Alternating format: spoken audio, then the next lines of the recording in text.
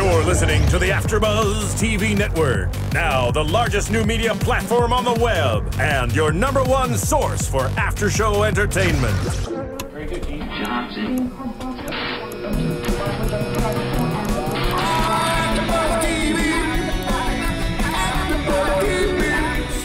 The AfterBuzz Studios in Los Angeles, California, presented by Maria Menounos and streaming live thanks to Akamai Technologies. This is AfterBuzz TV's WWE Main Event After Show. We'll break down tonight's episode and get you all the latest news and gossip. And now, another post-game wrap-up show for your favorite TV show. It's AfterBuzz TV's WWE Main Event After Show. Oh, yes. Welcome to AfterBuzz TV. I am Tom Connolly. I put my headphones on. And sitting here across from me, Gabrielle Loren. How you doing, Gabby? I'm doing amazing tonight because I got to watch WWE Main Event with my friends. And sitting next to her, Markeia. How you doing, Markeia? I'm Markeia doing McCarty. Great. I enjoyed tonight's episode. Can't wait to talk about it. Yeah, a lot going on in this episode tonight. Yeah. Scott is not here tonight. He couldn't make it. He had a meeting, but he said he will be back next week, so that'll be good.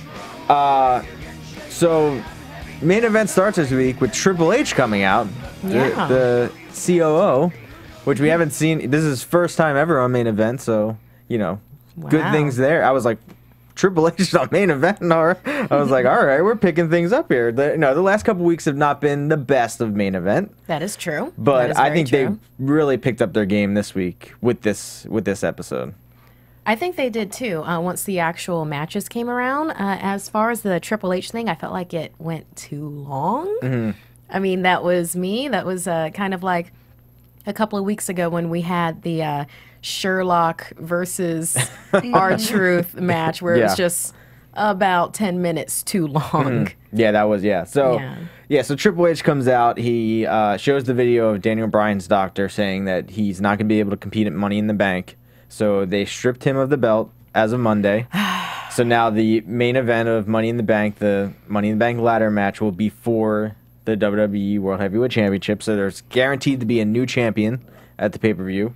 I have a real question here. Yes. Is Daniel Bryan legitimately hurt or storyline hurt? No, he really had to get surgery. So they thought he was going to be back in time. From at least what I read things online. They thought he was going to be at least back in time for this Money in the Bank, but I guess he's not healing as well or as fast as they want him to. Is that a real doctor that made that comment on the show? Yeah, that was the guy that really did his surgery. Okay, so he's real. Yeah. I just wasn't sure because, my assumptions with Brie being that she wanted to start a family, I was thinking, okay, well, maybe Daniel is thinking the same thing, and so they're giving him time off too? No, yeah. But, okay, I just wanted to clear that then. Yeah, Great. so he's legitimately hurt. He can wrestle. So they don't. Yeah, I mean, that's messed up. It sucks that they are taking the belt away from him, but it also is. I mean, especially the whole story and everything. Him getting the belt was just so monumental. Involved. Yes, yeah. So many layers. And it's just such hard luck for him of the things he's gone through in the last couple of months to now he gets the belt taken away from him because he can't wrestle, and but I'd rather him get healthy, then come back, and then he can, hopefully wrestle a lot longer than rushing back to the ring and then getting hurt again, because that would suck. Because then if he gets hurt again, then he's going to be out for who knows how long. Or, possibly irreporable damage, so don't want that. Yeah, especially he had neck surgery, so that's not something you want to mess around with or so rush serious. back from a, injury from. No. So Triple H, says, that it'll be for the World Heavyweight Championship, and so far, Sheamus, Del Rio, Cesaro, and Randy Orton are in the match. There's 3 spots left, so we'll have to find out maybe on SmackDown this week or Raw next week who is going to fill up those spots. And then Triple H brings out Seth Rollins, and Seth Rollins in a suit. Yes, yeah, I like that. Good look for him. I didn't like his look later. I'll get to that. Oh yeah, we'll get to that then. Yeah. But Rollins comes out and he says, we all know why. He did. We know why he did what he did because he told Michael Cole on Raw on Monday. And but how did it feel? And Rollins says, you know, he felt clarity when he attacked Roman Reigns and Dean Ambrose, and that, you know, he never felt power like that. You know, basically going full heel bad guy of like, he wanted the power, he wanted to, you know, break away from the group and be the standout member of the Shield. Which you can kind of understand, because for me personally, whenever I thought about the Shield, I would think Dean Ambrose first and then Roman Reigns. Sometimes that would switch, but always Seth Rollins was the third one that I thought of. So this is actually a really good storyline for them to follow with. I mean, he's the redheaded stepchild. Yeah. So, but how do you get the fans to like and appreciate him after they have so much hatred for him kind of just kicking the guys to the curb? Well, I mean, we'll have to see. I mean, I feel like eventually he will, you know, gain fans? Yeah, I mean, I feel like eventually, like all wrestlers, you know, people, you know, switch sides back and forth of like being a bad guy, being a good guy. So it just comes down to that moment of when he does, you know, transform back into a good guy. I mean, it can be multiple scenarios that they do. Right. It just, I mean, I think for now, keep him a bad guy for as long as you can. I mean, he's got a lot of energy behind him right now, so go ahead and have that heel character. Just go for it. It just must suck to be him and have everyone booing. No, but that would be great. awesome though, because that's what he wants. Great for work. He wants I guess, the attention. but at the same time, don't you want people to? Would you rather them hate you or love you? Or if you were just up in the notice you ring? in general. Yeah, But you're noticed regardless if you're solo and getting airtime, right? That's how I feel. Not all the time with everybody. So, You want the reaction more than... you don't want to go out there and be silent. Like, you could be out there by yourself and you could be awesome, but if people aren't reacting to you, then you're not kind of getting... You're not getting the point across to anybody. Yeah, I mean, that's probably... nobody's listening. Yeah, I mean, that's probably one of the craziest things in wrestling of, like, if the crowd is silent, then... there's kind of like you need to do something to get them into this match or into whatever you're talking about. And even as he was talking, there was kind of like boring chants going on, which I think it kind of I think that was like it did go on maybe 2 or 3 minutes too long. They could have cut a little bit out of it. I didn't like that. This is his second week of being kind of like a bad guy, and now he's already getting boring chants when I don't think what he was saying was that boring. I didn't either. They just had him on the mic too long. It should have been a quick, 1, 2, 3 punch kind of a thing. And instead, it was a drawn out. You know what? I disagree. I actually really liked the segment and its longevity. It was really interesting for me, especially because we've never seen Triple H do something like that, and he's obviously a huge figure in WWE. So just having him in the storyline was really interesting. And also it was interesting that Seth Rollins had, Triple H had asked him, how did you feel when you left the Shield?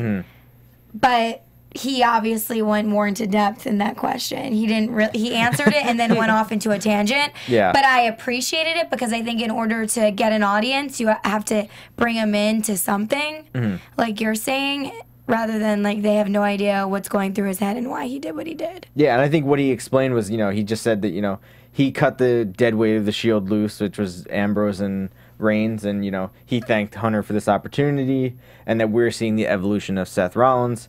Then we see Dolph Ziggler come out. He says Seth is a traitor, and Ziggler comes out here every night because he has a chip on his shoulder, because he is that good. And Ziggler will show the world tonight what it's like to be a WWE superstar without the evil boss holding your hand along the way. Oh, snap by Ziggler. Yeah, see 1, 2, 3 punch. Yes. And then we'll see, the main event, Ziggler versus Rollins. But before we get into the first match of the night, we will be right back after this commercial break.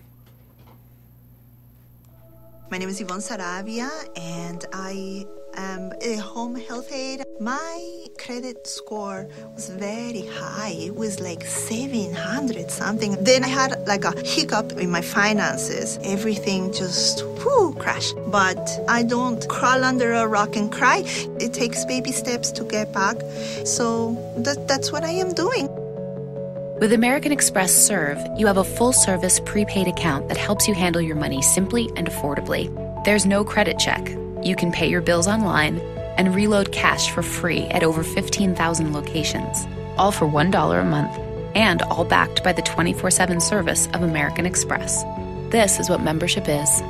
This is what membership does. Get started with an American Express Serve card at CVS Pharmacy or Family Dollar today. Terms and restrictions apply. Go to serve.com for more details.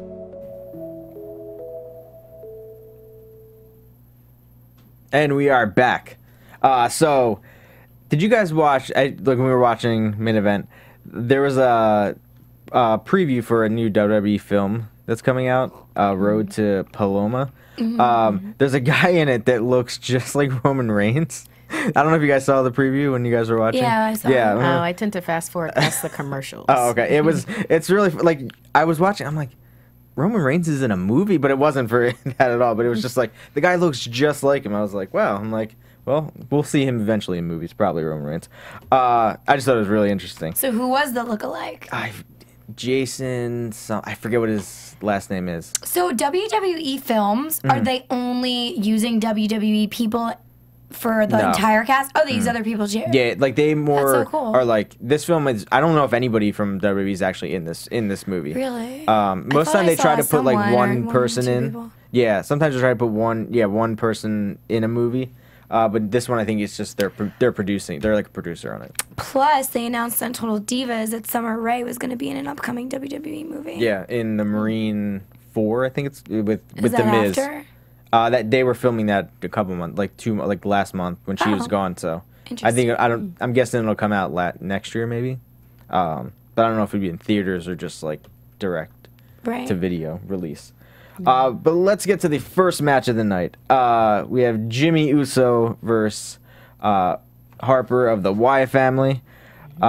This match was really quick. I was trying to eat and type at the same time, and I was typing things, and I'm like, the match is over. I'm like, I was typing things I already saw.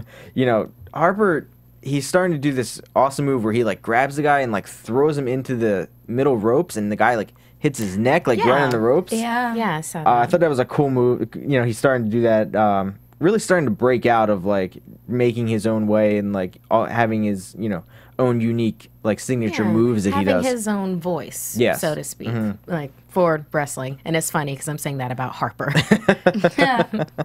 And then Jimmy hit the tilt-a-whirl flip off the top rope onto Harper. Then Harper hit a big boot on the Jimmy. Jimmy then was able to flip off the top rope onto him.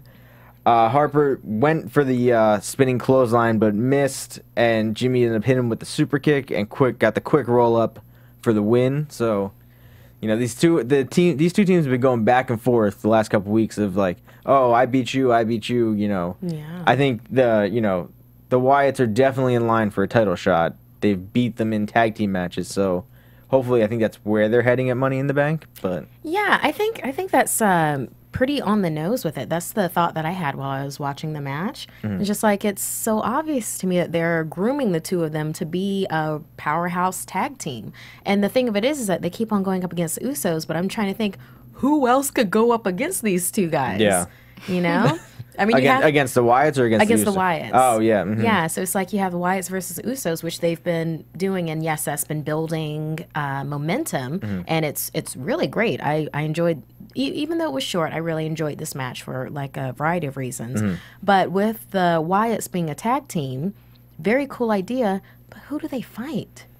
Yeah, I mean, there is not many like good guy tag teams in the WWE right now. I mean, there's Cody and Goldust, but they've been having those issues, so I don't think they're going to be a tag team much longer. But, so after that, I mean, there's not really many, I guess the Shield, if, Ambrose and Reigns. If they stay together, kind of. They could be a good tag team against the Wyatts. That's a good idea. Yeah. Yeah. Okay, But well. Good question. Yeah, just wondering. You guys, please put comments down on your theories, too. But the things I liked about this particular match, I really enjoyed. I like it when the Usos do that flying over the top rope the dive into the dive into the people. And I loved that Harper anticipated that and then just basically gave him a shoulder back into the ring. Oh yeah, Like he during blocked the it. match. That Yeah. was my. I love that. I was like, ooh, someone's learned from past matches. Yeah, Exactly. someone's playing smart over here finally. Yeah, right. So I really enjoyed that, and I enjoyed the intensity of the match. You know, even though it was shorter, I ended up giving it a 3.25. Gotcha. Gabby, what'd you think? Actually gave it a 3.5, so we're almost on the same page. Overall, it was a good match. Nothing phenomenal because I would have liked it to be a little longer. I was kind of shocked by the win because it was super quick and unexpected. You would have thought there would have taken more to win Luke Harper. Yeah, the big guy like that to. Yeah, to just, I mean, all of a sudden be done that quickly. I He don't looks know. like a turtle on its back. Yeah, but I mean, you know, a few standout moments for me, aside from the ones Markeia mentioned, was when Luke Harper was just creaming Jimmy Uso with his knee in the beginning. Really, really hurting looking at that. There was also a nice kick to the face by Jimmy and a spin jump off the top rope onto Luke kind of in the beginning also. Yeah. Which was pretty awesome. And yeah, so I gave it a 3.5. Overall, it was good, but obviously I would have liked more time on that. Gotcha. Yeah, I gave it a 3.0. I thought it was, you know, for what it was, it worked. It pushes the storyline forward of, you know, now the Usos got a win back, so I'm sure it'll be, you know, Rowan versus Jay or something. You know what I mean? Like, but I think they just need to hopefully announce that it's going to be them versus the Usos for the tag belts, because that match, it's going to be an awesome match at the pay-per-view if that's what it is. So, and I don't know. We'll make predictions when the pay-per-view comes around, but Right. I think it's going to be a hard match for the Usos to win against, you know, Rowan and Harper, because Yeah. they're just, I mean, like monsters. Yeah, especially if they're monsters that can learn. Yeah. And actually want the tag belts, and, you know, well, what are they going to do to win? We've seen what they've done to John Cena over the last couple months of destroying him, so I don't know. It'll be interesting to see. Yeah, plus it would be fun to see the tag team belts on them. Just Yeah. saying. I agree. Yeah. We'll Yeah. see. And then let's get to the second match. Kofi Kingston versus Rusev. Kofi, they had a little insert of him saying, you know, he came to the United States to chase his dreams. If Rusev can't see that, then he should go home.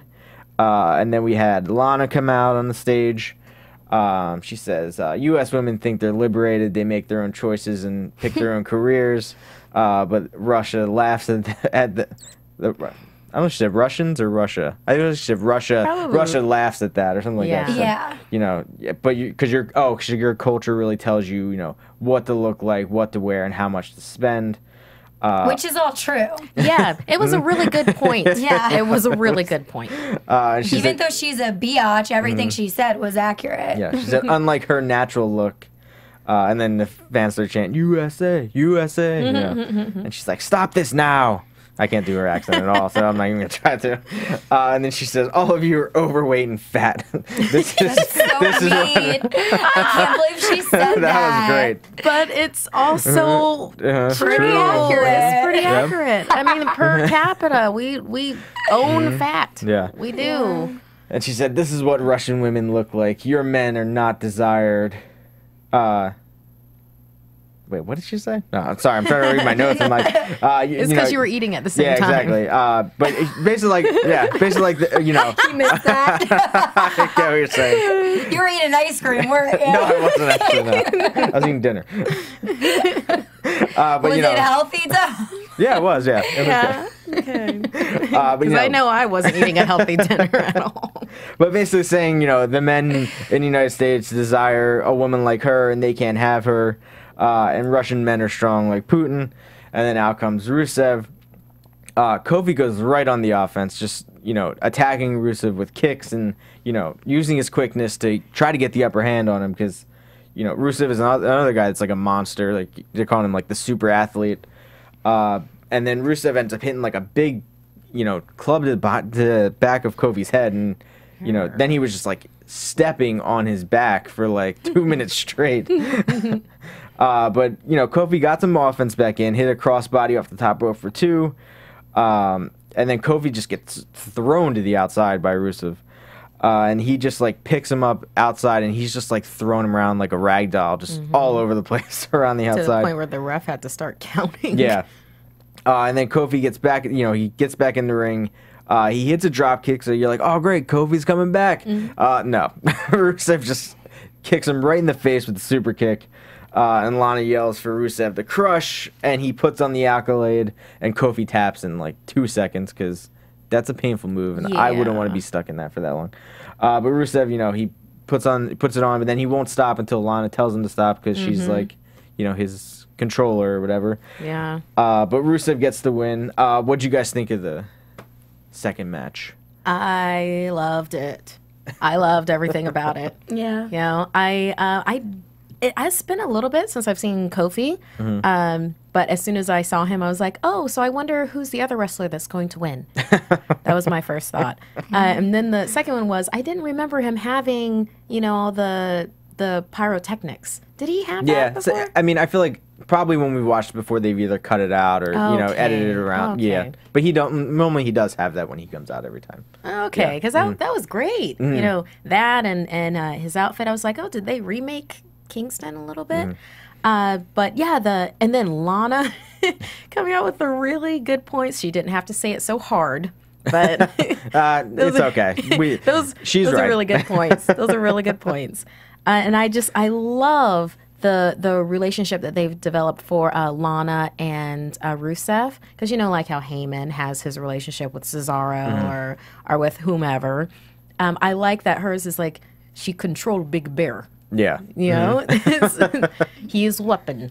I am trigger. Yes. That kind of a thing. So I love that dynamic. I want to see that all day. And then the actual match itself, I'm glad that it wasn't a punishment. I actually, for a portion of it, thought that, Kofi could come back with it. Yeah. And I absolutely loved that the crowd started chanting USA, since both of them are immigrants. And I really loved that. I thought that was pretty cool. It kind of got me. I was like, oh, it's nice. But do you think they were chanting USA for Kofi, though? Yes, they were. Okay. They were chanting USA for Kofi. Yeah. Why though? Why would they chant USA for Kofi? Well, he did come here. I think he came here. He's not American though. No, he's not. But he's an American citizen. And Rusev is not. Exactly. Yeah. He's going after the Russian Rusev. So he's accepted him, is what they're saying. Yes, it's Rocky IV. And I think it was more of that. Wait, was that Rocky IV? Yeah. Yeah. I think it's more. Yeah, it was them. Just more going after the fact of Rusev. Yeah, they said all these mean things. Yes. We're USA. Yeah.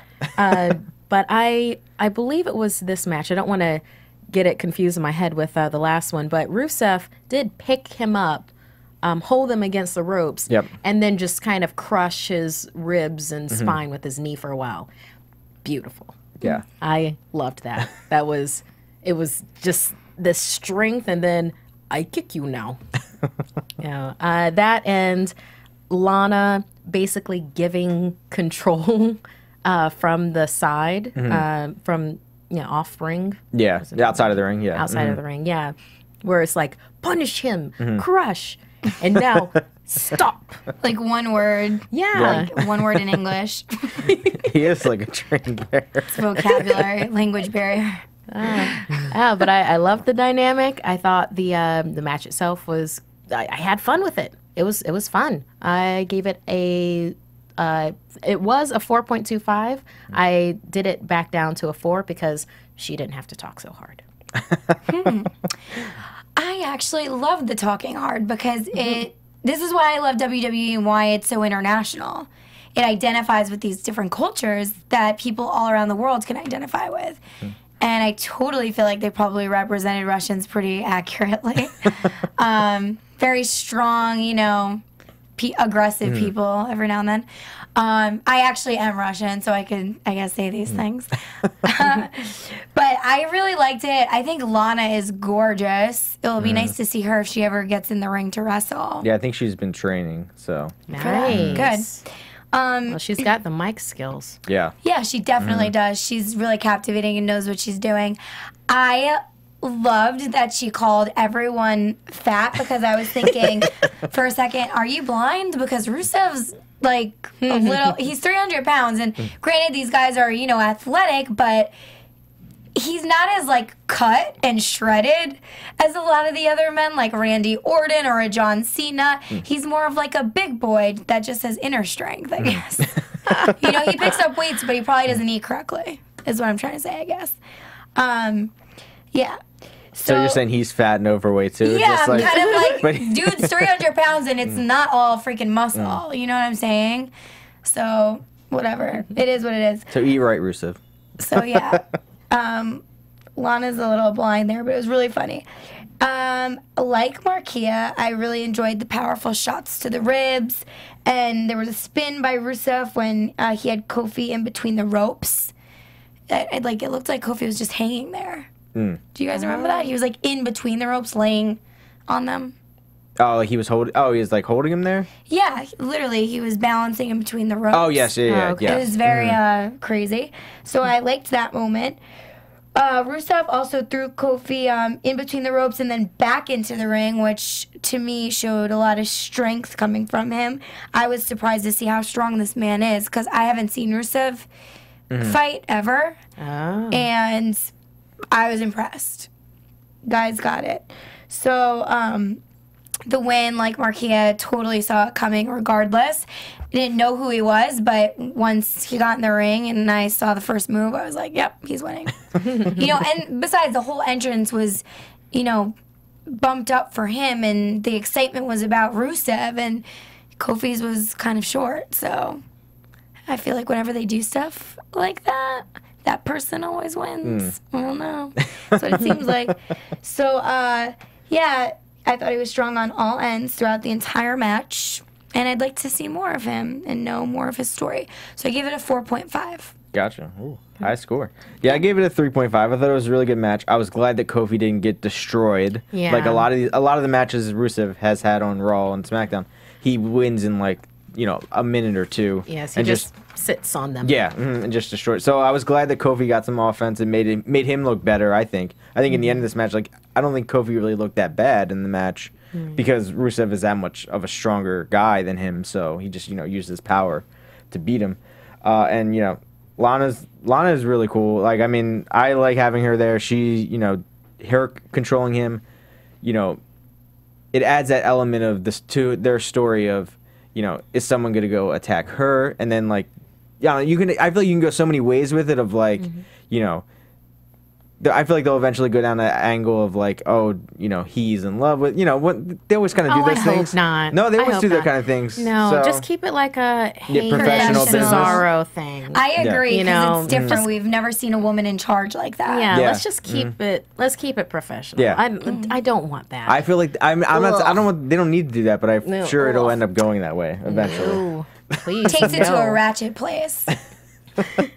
But yeah, so I gave it a 3.5. Good match. You know, it was good to see Rusev out there.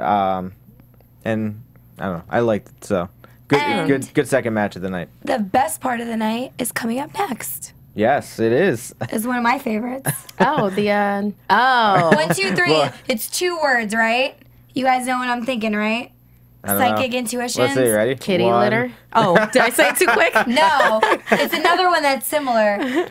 1, 2, 3. Catfight. Oh.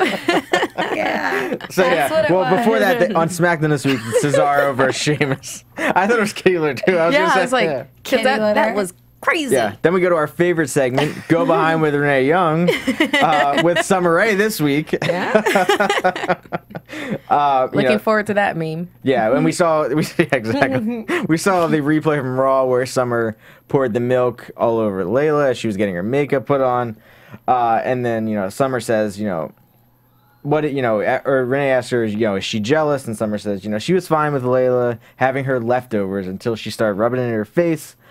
So I decided to serve her up some milk, like the little cat she is.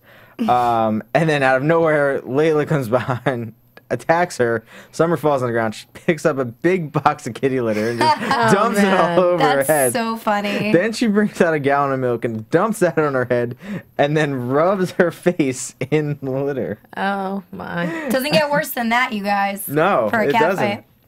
Wow. That was That's awesome. the epitome of a cat fight. Yeah. I mean, the kitty litter only and way milk. the only way it could have been worse is if they had actual cat suits on with claws. Oh, God. I love this, though. I thought this little backstage segment was amazing for the simple fact that these girls are true divas. They have so much emotion. They're forceful, and they didn't look like they were faking anything. No. You know what I'm saying? It was a really strong segment. And I really enjoyed it. Whereas, like, you know, when one girl just slaps another one in the face, it's so lame. We've seen that a million times. This was, like, down and dirty. Yep. And you didn't know what was going to happen next. No, you didn't know. Is the poop going to come out? What? Oh, man. Poop flinging? I mean, listen, they went from milk, right, to kitty litter. And milk. And milk. Again. And milk. What's the next place you got to go to? Cat toys. Catnip. Oh, that's right. Cat food? I don't know. Or like hairballs. Oh. No. None of That's that. dirty. Although it will be extremely interesting to see the two of them get in the ring now. Yes. After Yeah. this, build up. I'm not sure how I feel about having these two women dumping milk and kitty litter on each other. I do appreciate that there's like a build up in storyline, but then it's just like, whoa, this was crazy. What male writer came up with this? Probably Vince. But when they got Yes. the story, I'm sure they were like, yeah, let's do it. I mean, Well, they can't say no. yeah. You know, whatever. I'm sure they were excited. I would be. It sounds like fun. I mean, yeah, and in the end, they're getting airtime. They're getting, yeah.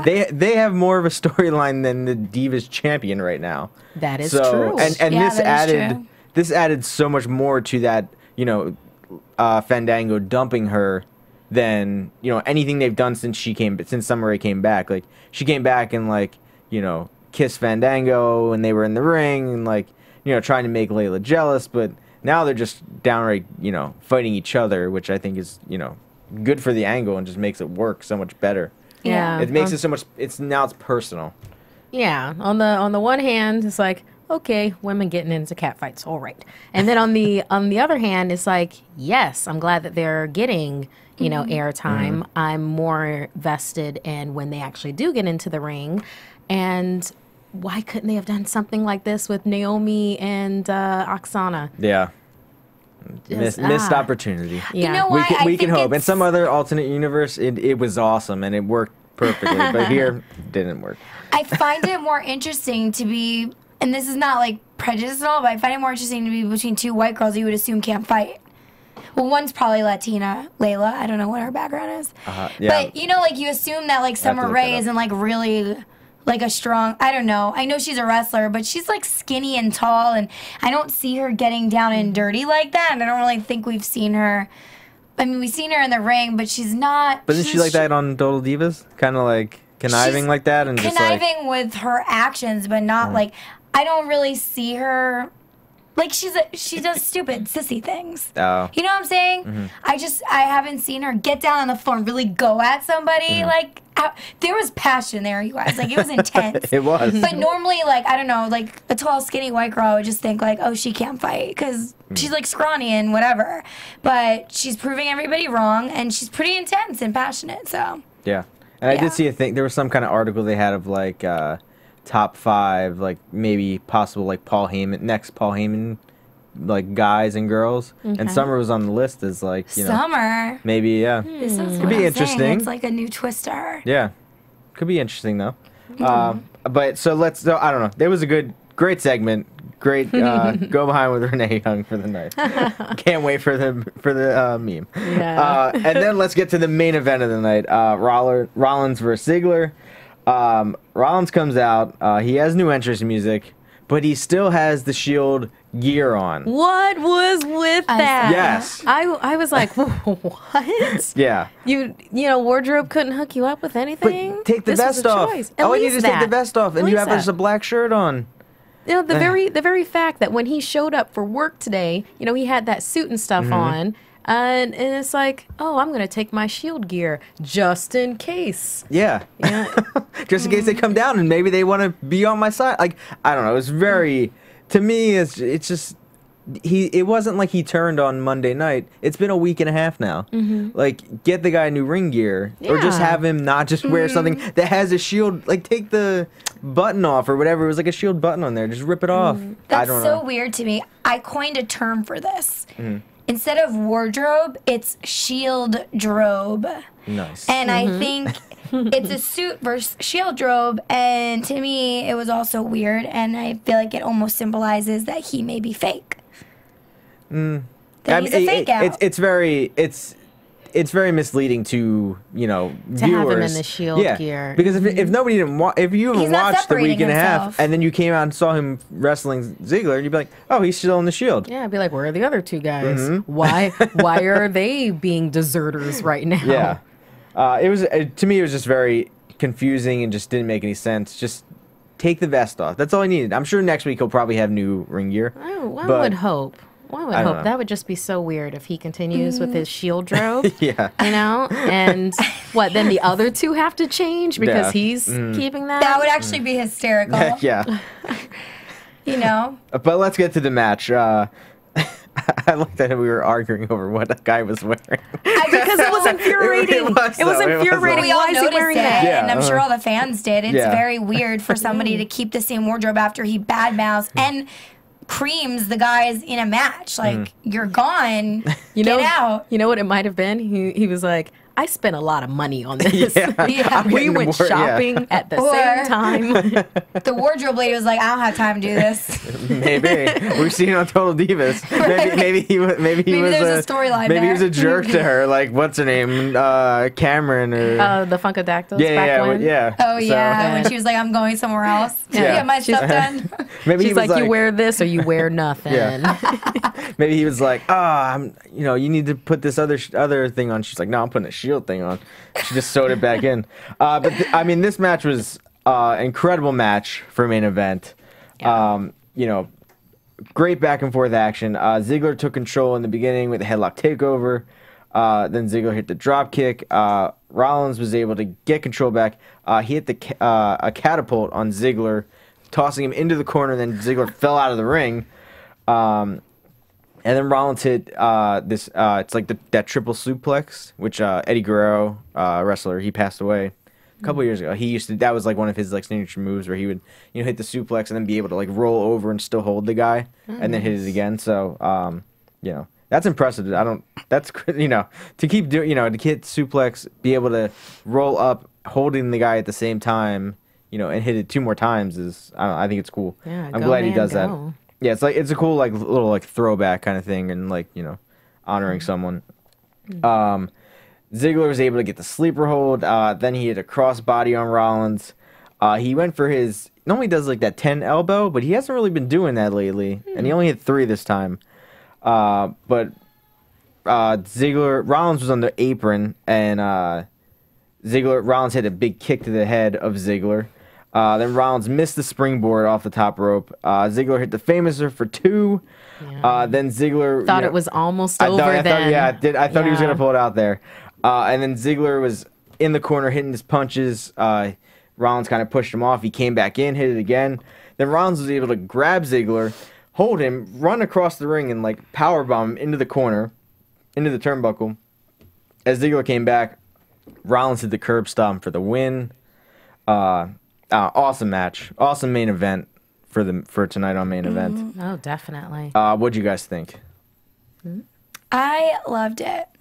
But I gave it, I guess, one of the lowest scores of the night. Yeah, I gave it a lower score. I just feel like maybe... it was a good match. I just would have, I think the costuming or wardrobe was horrible. There was a few things that lowered its rate. But, some of the things I really liked was when Dolph went face first into the turnbuckle, looked like it hurt again. Dolph flipped Seth Rollins, and he did a big back body drop. He literally flew, and I thought that was pretty awesome. Dolph had Rollins in a headlock, and the entire time he was smiling during this, and it's unusual to see a wrestler, smiling in a move, because usually they're like intense and they have this, angry, crazy face on. So it's kind of refreshing to be like, I got this. That's what he seemed like to me. But well, he is the show off, so he is a show off. So I guess it makes sense. It works for him, which is cool. But going into this match, I kind of knew what was going to happen. Again, I predicted correctly.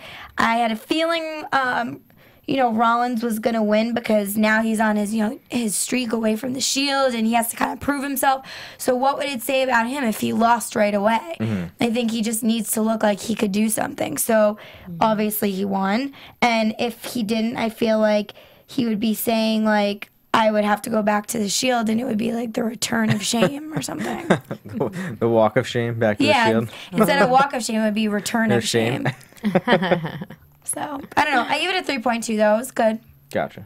Yeah. Markeia, what'd you think? The wardrobe thing. That was so weird to see that. I'm sorry that I can't get past that. It's sticking right here. But yeah, Gabby said a lot of the same moves that I just felt highlighted, the entire match itself. I like the intensity by Ziggler. Haven't seen him a lot lately. I guess he hasn't been on Main Event. Yeah. He's been on Raw and SmackDown, but not much on Main Event. Okay, so. Yeah. And yeah, I like that he just kind of brings a type of joy to the ring. Do you guys understand what I mean Ziggler? when I say that with totally. Yeah, it's just kind of like a brightening. It's like he's excited to be there. He's intense. And it's fun. It's fun to watch him wrestle. And while he tells his story of I felt like he had a personal grudge against Rollins. And I love that. I love that was coming through in the moves. Did you remember something? Yes. Yeah. That we totally skipped over. Oh, something. I'll interject it real quick. In the beginning, when he did his whole speech and he came out, he had made fun of Rollins and Triple H, and I just thought he was so funny. He called him a giraffe neck. Oh, that's right, the giraffe neck. He's like, I'm going to shove it down your giraffe neck. And then he called out Triple H on his ego issues, which I thought were really funny. I don't know. He was great tonight. Yeah, I love his energy. He's also good on the mic. Yeah. Would love to see him more Main Event. That's what everyone says. Everyone, but everyone. Everyone wants him to be pushed more and be more of like a Main Event guy, and he doesn't. He kind of gets his opportunity and then kind of gets knocked back down and kind of gets lost in the shuffle of everybody. No, but he's great on the mic. He has this personage, and just like this match with Rollins. Now on the Rollins side of it, it kind of seemed like he was into it, and this was his time and everything like that. But it kind of seemed a little bit off for me, like it was a bit thinky, a little bit more thinky than it needed to have been. Like I know, like with the Shield. That each one of them are strong wrestlers in their own right. But whenever the three of them wrestled, I tended to remember Roman Reigns and Dean Ambrose more. I do remember that one match where Seth Rollins pulled out all the stops. I forget who they were going up against. I think it was probably the Wyatts. Where he was doing flip over one rope, flip over the second rope. Yeah. Yes, where it was just like a switch was turned on and he was, ruling everything. Yeah. I was waiting for that switch to turn on during this match for me. But I am glad that he won because that does continue the storyline. He needs more energy behind him. He needs to build things up because he could be a good heel character because nobody likes a traitorous friend. Yep. Nobody likes that. So he's already got that set. But yeah, the intensity of the match, mostly because of Ziggler, ended up giving it a solid 4. Gotcha. Yeah, I gave it a 4.5. One of the better matches I feel like we've seen on Main Event, especially in the last couple weeks. Definitely building it up. I like the whole segment at the beginning to set up the match, and then this match. Both guys are impressive to me. I'm a big fan of both of them. I really wish Ziggler would get a push, get moved up, but I feel like he's just kind of in a weird spot where there's too many guys, and it's kind of just like, where do you put him? Because he can obviously wrestle, like you said, he can talk on the mic. there's got to be something you can do with him. Make him sell out and go to the Authority too, because if Seth Rollins is getting all these opportunities by being part of the Authority, why wouldn't Ziggler? He says he has a chip on his shoulder. Well, you can get rid of that chip real fast if you go and sign up with Triple H and he's giving you title shots and stuff like that. Or he could fill the empty spot on Shield. He could. That would be interesting. He does have the blonde hair, so maybe he just has to dye the other side and he'll look just like Rollins. He's such a one-man band. Yeah. But yeah, a great match for the night. Great way to, cap off main event.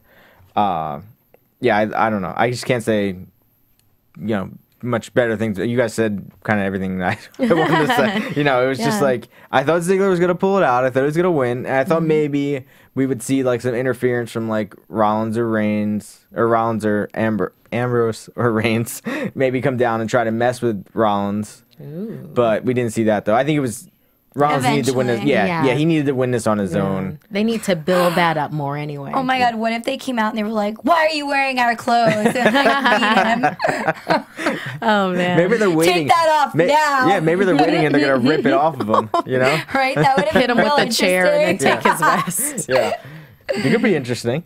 But before we wrap everything up, we need to plug Markeia Menounos' book. Oh, yeah. Yes. I started reading it. Number 4 on New York Times bestseller. Wow, so we got to get it to number 1, guys. You have to go out there, go to Amazon, go to any bookstore, pick it up. We got to get it to number 1. Lots of good tips in there. Great recipes. Yes, and Lana wants everybody to have this book. Exactly, yeah. I tried to say that last week, but it came out bad. She said it perfect this week. Oh, you fat overweight people. No.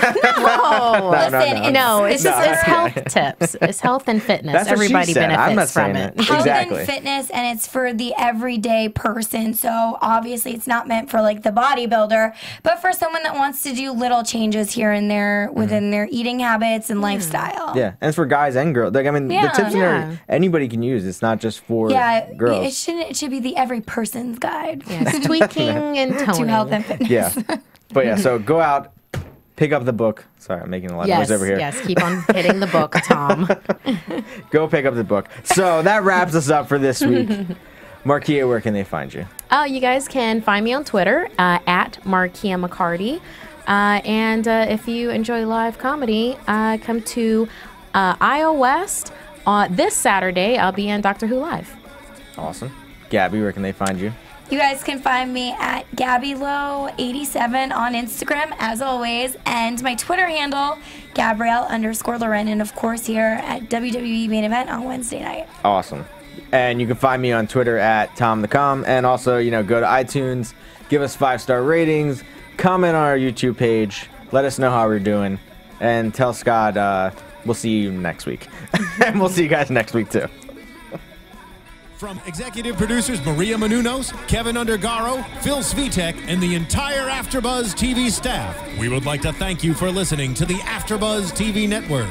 To watch or listen to other after shows and post comments or questions, be sure to visit AfterBuzzTV.com. I'm Sir Richard Wentworth, and this has been a presentation of AfterBuzz TV. Buzz you later. The views expressed herein are those of the hosts only and do not necessarily reflect the views of AfterBuzz TV or its owners or principals. Thank you for watching AfterBuzz TV on YouTube. For more of your favorite after shows and interviews, subscribe to our channel here, and be sure to share your opinion on the episode in the comment section below here. We'd love to see what you guys are buzzing about. Thanks again. Buzz you later.